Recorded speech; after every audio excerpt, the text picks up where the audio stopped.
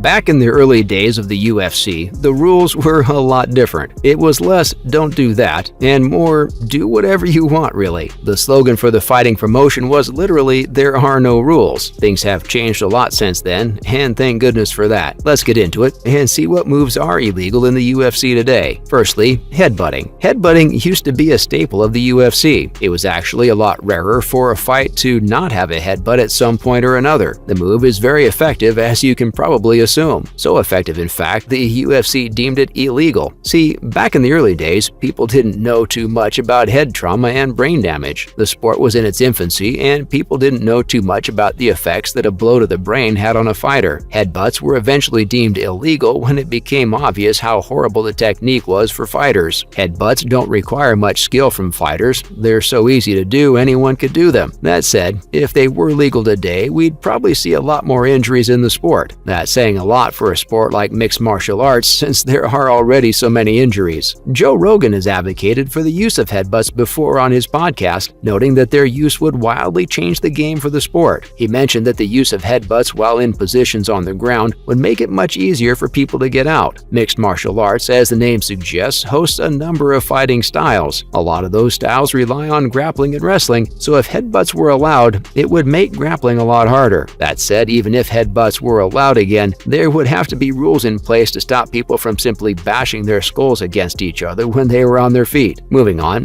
how could we not talk about groin attacks? This one should be pretty cut and dry to understand. No one wants to be punched in the family jewels, and especially by a trained fighter, repeatedly. Let us paint a picture for you. Imagine a heavyweight fighter, 265 pounds, fists the size of boulders, pounding your baby maker till you either tap or simply succumb to the pain. Sounds horrifying, doesn't it? When the UFC advertised itself as an organization with no rules, it meant it. Groin attacks were fully legal back in the day, with many fighters suffering the horrible fate of being punched in the nethers. Thankfully, the UFC came to its senses soon enough and changed the rules so groin attacks were illegal. Sure, it was less brutal without them, but this was one change that needed to happen no matter what. The rules in the UFC now state that deliberate attacks to the groin are very much illegal. Still, in a sport like mixed martial arts, it's hard to miss sometimes. A lot of times, fighters will get kicked or punched in the groin by accident. In case that does happen during a fight, the fighter that's been hit can take 5 minutes to recover. Any guy watching this knows that it takes a lot more than 5 minutes to recover from that, but that's all you get. If the fighter is unable to recover in the given 5 minutes, the fight may be called a DQ or a no contest. Coming up, 12-6 elbows are nasty. 12-6 elbows are probably one of the most brutal shots you could take in the octagon. For those of you who don't know what they are, a 12-6 elbow is when you slam your elbow into an opponent's head from directly above. Elbows of all nature are allowed in the UFC, but 12-6s were deemed illegal a long time back. Again, the reason for making them illegal was the fact that they might ruin a person's life due to head trauma. It might seem pretty pointless to ban them, especially when so many other types of similar strikes are allowed. However, 12-6 elbows have a much higher chance of delivering brutal damage to your opponent. There's been a lot of discussion over the health risks regarding head injuries and brain trauma, and promotions are finally coming to their senses and protecting their fighters from a lifetime of neurological issues. One of the most famous examples of 12-6 elbows being used and resulting in a DQ is Jon Jones' sole loss in the UFC. Jones is pretty well known for getting into trouble, whether it's eye pokes or in this case 12-6 elbows. Jones was dominating his fight against Mark Hamill, looking like he was going to be the obvious winner by way of TKO. The fight was stopped soon enough, but it wasn't Jones who had won. He was disqualified because he was striking Hamill with 12-6 elbows repeatedly, causing Herb Dean to stop the fight. Next up, rabbit punches aren't as cute as you'd think. One would think that something that can cause horrible brain damage and head trauma would be called something that sounds scary, but no, this technique is named after one of the cutest animals in the world. A rabbit punch is a punch to the back of the skull, one of the most vulnerable areas you could attack a person. Rabbit punches were banned because of, you guessed it, the impact they have on a person's brain. Blows to the back of the head can lead to lifelong brain damage, something that we've seen a lot of in boxing and mixed martial arts. It's always been a lot more common in boxing because of the focus on punching, but you get your fair share in mixed martial arts. In mixed martial arts, fighters will often find themselves defending themselves while laying flat on their stomachs. This is when the back of their heads is most vulnerable, and rabbit punches can occur. Refereeing in such a situation can be very tricky because rabbit punches can be almost too close to call sometimes. The Irishman Conor McGregor knocked out Dustin Poirier in their first fight with shots that looked like they might have been to the back back of the head. Dustin argued that the punches were illegal, but they turned out to be legal strikes. Rabbit punches are one of the most brutal attacks on this list, with many mixed martial artists and boxers suffering long-term brain damage because of them. Moving on, fishhooking has to be one of the worst. When you're fighting in mixed martial arts, there are a lot of things you need to look out for. Boxing is a lot more straightforward. Not to say it's any less dangerous, but when you only need to worry about punches, it makes life a lot easier. Mixed martial arts has a lot more techniques that the fighters need to be aware of, watching out for takedowns, elbows, knees, and of course punches of all sorts. When you're already looking out for all that, it's pretty scummy if a fighter cheats during a bout. Fishhooks are one of the most grotesque things you could do in the cage. A fishhook in mixed martial arts is just like an actual fishhook. It's when you put your fingers in a fighter's mouth or nostrils and pull at it. It's pretty gnarly to see, and we could only imagine what it feels like. The latest example of someone using a fishhook during a fight is when Michael Chandler did it to Dustin Poirier. It's a very unsportsmanlike move, and it's been banned for years now. During their fight, Chandler spit out blood onto Dustin while on top of him and then hooked his face with his fingers.